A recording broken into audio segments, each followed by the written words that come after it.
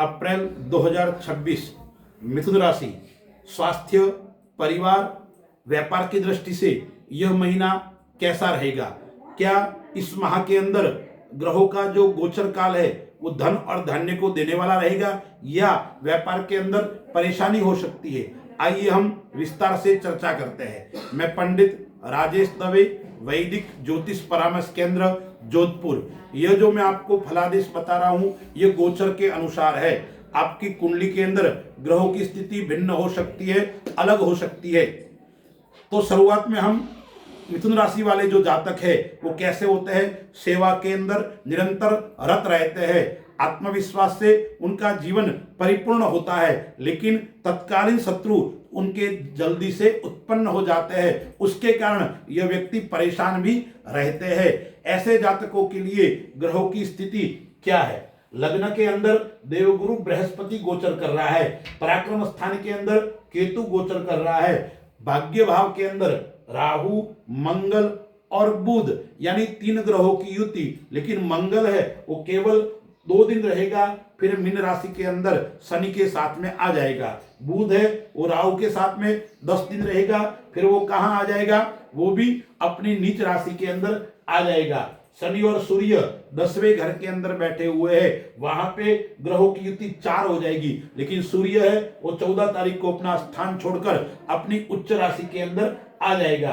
फिर शुक्र जो है वो मेष राशि के अंदर गोचर कर रहा है, वो भी वृषभ राशि के अंदर 19 तारीख को आ जाएंगे। यह ग्रहों की स्थिति है।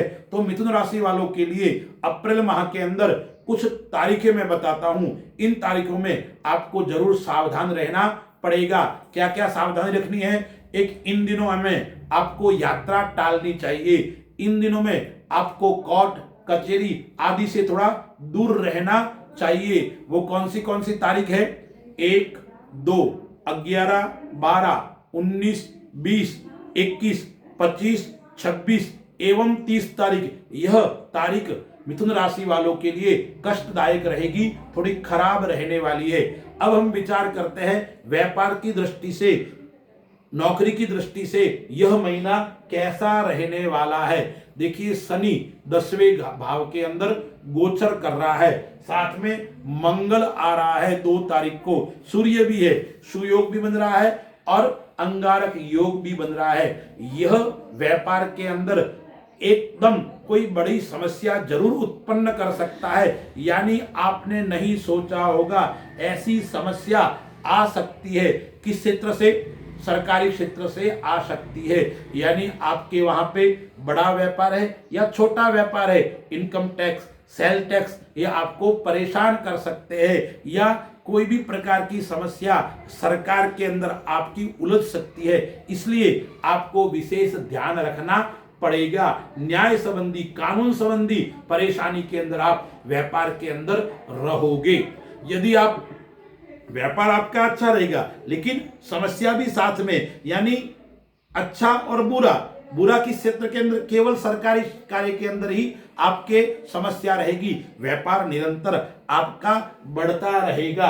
अब 10 तारीख के बाद में जब शुक्र यहां पे आ जाएगा, मीन राशि के अंदर 10वें घर के अंदर नीच का हो जाएगा और चौथे भाव के अंदर उच्च का होगा, तो यदि आप भूमि संबंधी काम करते हो, भवन संबंधी काम करते हो, आप निर्माण संबंधी कार्य करते हो, ऐसे जातकों के लिए 10 तारीख के बाद में अच्छी सफलता मिलने वाली है। यानी आपकी बड़ी डील हो सकती है, बड़े काम आपको मिल सकते हैं। वो आपको किस प्रकार से करना है वो योजना आपको अच्छी तरह से बनानी पड़ेगी। पैतृक काम कर रहे हो तो उसके अंदर थोड़ा विवाद हो सकता है, कोई पैतृक व्यापार के अंदर, या पैतृक विवाद भी आपको व्यापार के अंदर थोड़ी परेशानी के अंदर डाल सकता है। यदि आप किसी से धन मांग रहे हो तो धन भी इस माह के अंदर 14 तारीख के बाद में धन का आगमन होगा, यानी रुका हुआ धन आपको व्यापार के अंदर प्राप्त हो सकता है, या लंबा पहले, काफी समय पहले आपने यानी कोई पुराना निवेश किया है, वो निवेश भी आपको धन के रूप में 14 तारीख के बाद में प्राप्त हो सकता है। खर्च पक्ष आपका कुछ समय के लिए अनियंत्रित रहेगा, 19 तारीख तक आपका खर्च ज्यादा रहेगा। 19 तारीख के बाद में आप खर्च के ऊपर कंट्रोल करोगे और आपका खर्च भी कम हो जाएगा। जैसे ही शुक्र वृषभ राशि के अंदर स्वग्रही होकर आएगा तो आपको लाभ की प्राप्ति कराने वाला रहेगा। विदेश संबंधी आप काम करते हो तो भी आपको लाभ की प्राप्ति होगी। आयात निर्यात का काम करते हो तो भी लाभ होगा, लेकिन कब होगा? 19 तारीख के बाद में। 19 तारीख से पहले पहले कुछ समस्याएं आपको रहेगी। यानी व्यापार की दृष्टि से यह महीना इतना उत्तम नहीं कह सकते। जरूर आपको परिश्रम, संघर्ष, आपको अपने व्यापार के ऊपर ध्यान केंद्रित करना पड़ेगा। लापरवाह रहोगे तो आपको नुकसान हो सकता है। अब हम संतान और विद्यार्थियों की दृष्टि से देखते हैं तो शुक्र की दृष्टि है वो स्वग्रही है। कब तक है? 19 तारीख तक है। उसके बाद में सूर्य यहाँ आ जाएगा 14 तारीख को। सूर्य की नीच की दृष्टि है तो शुरुआत का जो समय है वो विद्यार्थियों के लिए अच्छा रहेगा 14 तारीख तक। 14 तारीख के बाद में जैसे ही सूर्य की नीच की दृष्टि पड़ेगी तो आपको अध्ययन के अंदर समस्या का सामना करना पड़ेगा। सोचा हुआ काम आपके नहीं होगा। यदि आप स्टूडेंट साइंस के हो तो आपके लिए अच्छा रहेगा। आर्ट्स और कॉमर्स के विद्यार्थियों के लिए इतना उत्तम और श्रेष्ठ रहने वाला नहीं है। मेडिकल साइंस से आप जुड़े हुए हो, मेडिकल क्षेत्र के अंदर आप विद्यार्थी काम करते हो, अध्ययन करते हो तो उनके लिए यह महीना उत्तम रहेगा। लेकिन एक बात का विद्यार्थियों को ध्यान रखना है, आपको इस माह के अंदर जरूर एकाग्रता की कमी नहीं होनी चाहिए। आपका अध्ययन का क्षेत्र सही होना चाहिए। यदि आप विद्यार्थियों के साथ साथ में मित्रों के साथ में आप ज्यादा समय व्यतीत करोगे तो आपके लिए मित्र नुकसानदेह साबित हो सकते हैं। अब हम परिवार की दृष्टि से देखते हैं तो परिवार की दृष्टि से भाग्य भाव के अंदर राहु और मंगल, बुध साथ में है। मंगल मात्र 2 दिन है और 7वें घर का मालिक गुरु है, वो कहां बैठा हुआ है? लग्न के अंदर बैठा हुआ है। 7वें भाव के ऊपर दृष्टि है। पंचमेश जो आपका है वो कहां बैठा हुआ है? आय स्थान के अंदर बैठा हुआ है। तो परिवार की दृष्टि से यह माह उत्तम और श्रेष्ठ रहेगा। आपके जीवन साथी के साथ में अच्छा बनेगा, जीवन साथी से लाभ होगा, यानी आपके परिवार के अंदर सुंदर वातावरण निर्माण होगा। परिवार के अंदर प्रेम और अपनत्व रहेगा। एक बात और है, लव लाइफ की दृष्टि से देखते हैं तो पंचमेश आपका शुक्र है और शुक्र 19 तारीख को उच्च का आ जाएगा और उससे पहले शुक्र की दृष्टि पंचमेश के ऊपर है। तो लव लाइफ की दृष्टि से यह पूरा माह आपके लिए अच्छा और श्रेष्ठ रहेगा। आपका प्रेम बढ़ेगा, प्रेमी के साथ में आपका लगाव बढ़ेगा, उनके साथ में घूमना फिरना, इस प्रकार के योग भी इस माह के अंदर आपके बन रहे हैं। और आप जिसके साथ में प्रेम करते हैं, अपनत्व रखते हैं, वो धीरे धीरे आगे जाकर विवाह के अंदर भी परिवर्तित हो सकता है। ऐसा श्रेष्ठ और उत्तम योग आ रहा है वृषभ राशि मिथुन राशि वाले जातकों के लिए।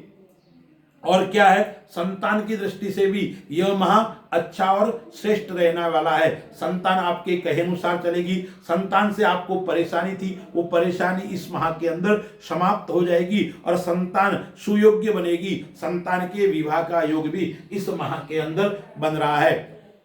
परंतु परिवार के अंदर यदि आपके छोटे भाई बहन हैं, उनसे जरूर कलह उत्पन्न हो सकता है। उनके साथ में जरूर मनमुटाव इस माह के अंदर आपको देखने को मिल सकता है। इसलिए छोटों के साथ में आपको थोड़ा प्रेम और अपनत्व रखना पड़ेगा।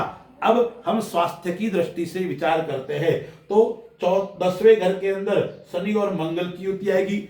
सूर्य साथ में रहेगा तो स्वास्थ्य थोड़ा गड़बड़ रहेगा। कौन सी क्षेत्र से आपके गड़बड़ रहेगा? आपके शरीर के अंदर पेट संबंधी या बैक पेन संबंधी आपको समस्या उत्पन्न कर सकता है, या मूत्र रोग, पथरी, प्रोस्टेट, या इस प्रकार की समस्या जो है छाती से नीचे वाला भाग और पैर से ऊपर वाला भाग, वहां कोई न कोई प्रकार की समस्या, आपको छोटा मोटा ऑपरेशन का योग इस माह के अंदर बन रहा है। इसलिए स्वास्थ्य की दृष्टि से आपको विशेष ध्यान रखना पड़ेगा। स्वास्थ्य की दृष्टि से यह माह इतना उत्तम और श्रेष्ठ आपके लिए नहीं है। एक बात आपको और ध्यान रखनी पड़ेगी, आपको अपनी योजना किसी के सामने व्यक्त नहीं करनी है, अन्यथा आपकी बनाई हुई योजना का लाभ दूसरे लोग लेंगे। आपसे सलाह लेकर लोग आगे बढ़ेंगे और आप पीछे रह जाएंगे। कुछ बात आपको मैं बताता हूं, वो ध्यान रखने योग्य आपके लिए है। कौन सी बातें हैं? एक, आपको अपने वाणी के ऊपर इस माह थोड़ा संयम बरतना है। उतावलापन आपको नहीं दिखाना है, धैर्यता पूर्वक कार्य करना है। आप नौकरी के अंदर कार्य करते हो तो आपसे बड़े अधिकारी है, आपके छोटे अधिकारी है, उनके साथ में भी आपको अच्छा व्यवहार रखोगे तो आपके लिए श्रेष्ठ और उत्तम रहने वाला है। एक बात का और आपको ध्यान दिलाता हूं, मिथुन राशि वाले जातकों के लिए इस माह व्हीकल यानी गाड़ी आदि धीरे चलाना है, अन्यथा चोट खरोच का योग भी आपके इस माह के अंदर बन रहा है। अब हम विचार करते हैं उपाय क्या क्या करने चाहिए मिथुन राशि वाले जातकों को। तो सर्वप्रथम आपको जो उपाय करना है वो उपाय है अपने इष्ट देव का पूजन यजन करना और भगवान गणपति महाराज की पूजा करना। यदि इस माह आप जितनी गणपति भगवान की ज्यादा पूजा करोगे इतना श्रेष्ठ रहेगा।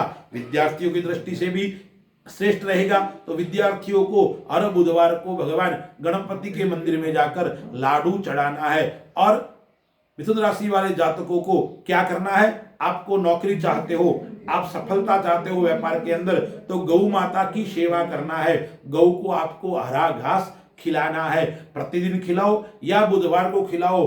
और विशेष करके यदि आपके वजन के बराबर गौ माता को चना या हरिया या जवार डालते हो तो आपके लिए श्रेष्ठ और उत्तम रहने वाला है। और आपको प्रतिदिन गणपति अथर्वशीष का पाठ या सिद्ध कुंजिका स्तोत्र का पाठ आपको करना चाहिए। यह करोगे तो आपके जीवन की उन्नति और समृद्धि बनी रहेगी। अस्तु। जय श्री राम।